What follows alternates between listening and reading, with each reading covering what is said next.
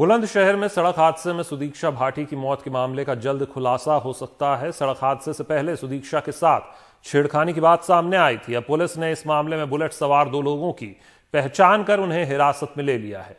Bullet चलाने वाला एक कॉन्ट्रैक्टर का मुनीम बताया जा रहा है। इस मामले में पीछे बैठे मिस्त्री को भी हिरासत में ले लिया गया है। बुलंदशहर में 10 अगस्त को हुए हादसे में अमेरिका में पढ़ाई कर रही सुदीक्षा भाटी की मौत हो गई थी। सुदीक्षा के परिवार वालों का आरोप था कि बुलेट सवार 2 लोगों ने चाचा की बाइक का पीछा किया था जिस पर सुदीक्षा बैठी थी। इसी दौरान छेड़खानी की गई जिसके बाद हादसा हो गया। और हमारे साथ कमाल खान इस पर ज्यादा जानकारी के साथ जुड़ रहे हैं, हमारे सहयोगी।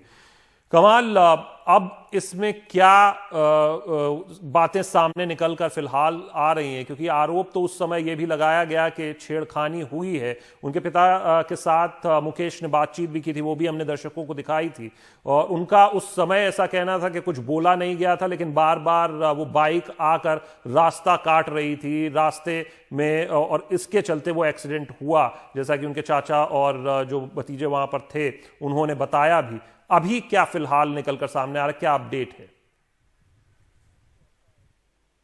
वो लोग पकड़े गए हैं और कल रात को, और पुलिस जो है दोपहर तक प्रेस कॉन्फ्रेंस करेगी, तो उनसे बातचीत में क्या बातें निकल के आई ये पता चलेगा।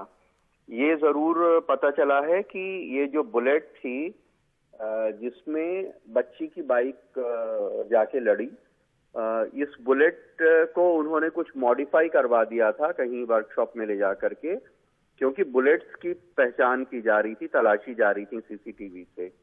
तो उन्होंने कुछ मॉडिफिकेशन करवा दिया था कि बुलेट जो है वो पहले जैसी ना लगे और पहचानी ना जाए।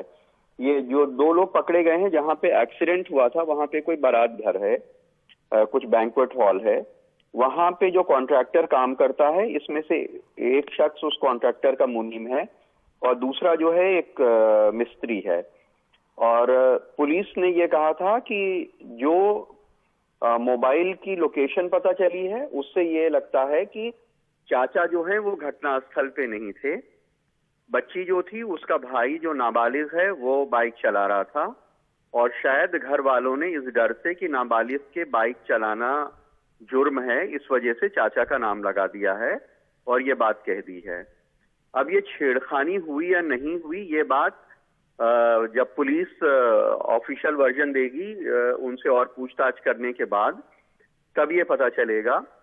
लेकिन उसके पहले लोग ये कह रहे थे कि ये भी हो सकता है कि वो आगे टैंकर आ गया कोई, और बुलेट वालों ने अचानक ब्रेक मारी और बच्चा पीछे गाड़ी चला रहा था, वो संभाल नहीं पाया, उसने ब्रेक मारी और एक्सीडेंट हो गया। एक पक्ष ये भी हो सकता है, और दूसरा अब उनसे पूछताछ के बाद पुलिस क्या बता रही ऑफिशियली ये थोड़ी देर में पता चलेगा। बिल्कुल, तो तरह तरह की बातें अभी फिलहाल तर्क भी दिए जा रहे हैं, तरह तरह की बातें कयास भी लगाए जा रहे हैं, लेकिन ऑफिशियल वर्जन क्या है? जैसा कि अभी कमाल बता रहे थे कि प्रेस कॉन्फ्रेंस पुलिस कर सकती है आज दोपहर तक, तो उसमें निकलकर सामने आएगा जो 2 लोग हिरासत में लिए गए हैं उनके क्या पूछताछ उनसे पूछने के बाद निकलकर बातें सामने आई हैं। शुक्रिया कमाल, आगे बढ़ते हैं। उत्तर प्रदेश के ही फिरोजाबाद में बिहार से गुजरात जा रही एक प्राइवेट बस में डिवाइडर से टक्कर के बाद आग लग गई। हादसा, एक यात्री की इसमें मौत हो गई है जबकि 3 घायल हो गए हैं। घटना सुबह करीब 5 बजे की है। हादसा लखनऊ आगरा एक्सप्रेसवे पर हुआ है। दमकल की 3 गाड़ियों से मौके पर पहुंचकर आग पर काबू पाया। बस में ड्राइवर सहित 72 लोग सवार थे।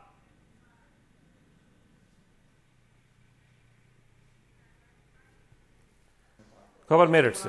स्वतंत्रता दिवस की पूर्व संध्या पर दिल्ली पुलिस ने मेरठ में अवैध असलों की फैक्ट्री पे छापा मारा और गैर कानूनी हथियार जब्त किए हैं। इस दौरान कई लोग गिरफ्तार किए गए हैं। मेरठ से पहले भी दिल्ली पुलिस लगातार हथियारों की अवैध फैक्ट्री पर छापेमारी कर हथियारों को जब्त करती रही है। खबर दिल्ली से सटे नोएडा से।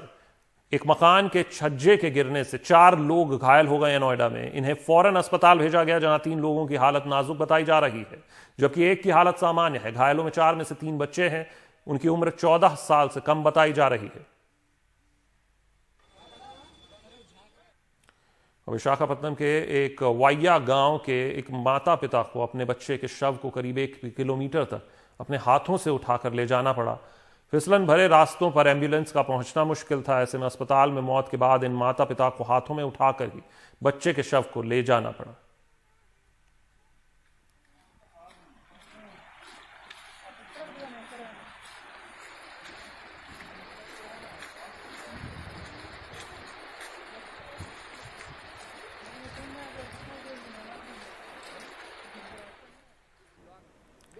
गुजरात के द्वारका में पिछले 24 घंटे से जारी जबरदस्त बारिश से हडमातिया नदी में बाढ़ आ गई है।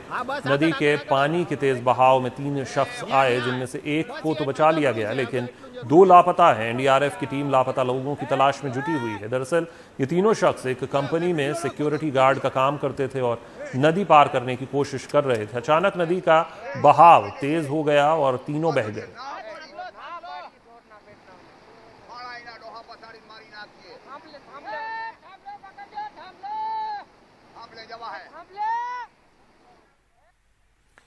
और बिहार में कोरोना वायरस के मामले 1 लाख से ज्यादा हो चुके हैं। कल बिहार में 3,536 नए मामले सामने आए। 15 मरीजों की मौत हुई। बिहार में कोरोना से अब तक 515 मरीजों की कुल मौत हो चुकी है।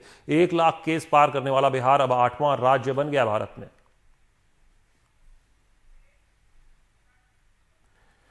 खबर ओडिशा से। पिछले 24 घंटे में कोरोना संक्रमण की बड़ी तादाद सामने आई है। पिछले 24 घंटों में कोविड-19 के 2,496 केस ओडिशा में सामने आए और 24 घंटों में 9 लोगों की मौत भी हुई। आधिकारिक बयान के मुताबिक 9 में से 4 मौतें संबलपुर जिले में हुई हैं, जबकि 2 की मौत कटक और बाकी 3 जिलों गंजाम, केदुझर और नयागढ़ में हुई है एक मौत।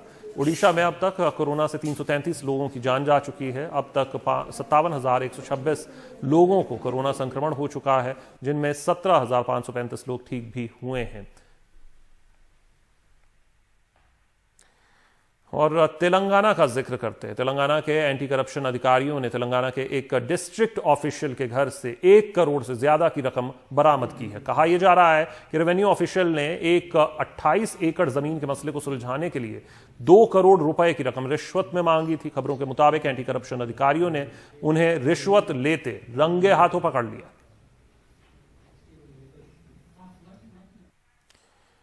दंतेवाड़ा के नक्सल प्रभावित गांव मारजूम में पुलिस अफसरों और जवानों की मौजूदगी में 3 दशक के बाद तिरंगा फहराया गया।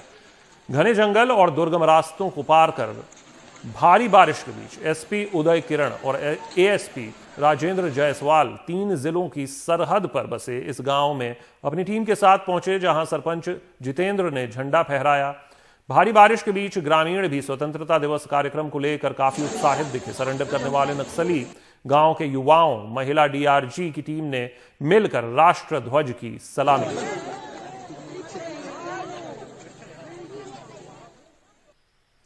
खबर जम्मू से। जम्मू में माता वैष्णो देवी का दरबार भक्तों के लिए फिर से खुल गया है। आज से वैष्णो देवी की यात्रा शुरू हो गई है। कोरोना वायरस के कारण करीब 5 महीने तक यात्रा बंद थी। माता वैष्णो देवी तीर्थ यात्रा को 18 मार्च को रोका गया था। श्राइन बोर्ड के मुताबिक पहले हफ्ते में हर दिन 2000 श्रद्धालुओं को यात्रा की अनुमति दी गई। यात्रा पर जाने से पहले श्रद्धालुओं को अपने मोबाइल फोन में आरोग्य सेतु ऐप इंस्टॉल करना जरूरी है। इसके अलावा फेस मास्क पहनना भी अनिवार्य है।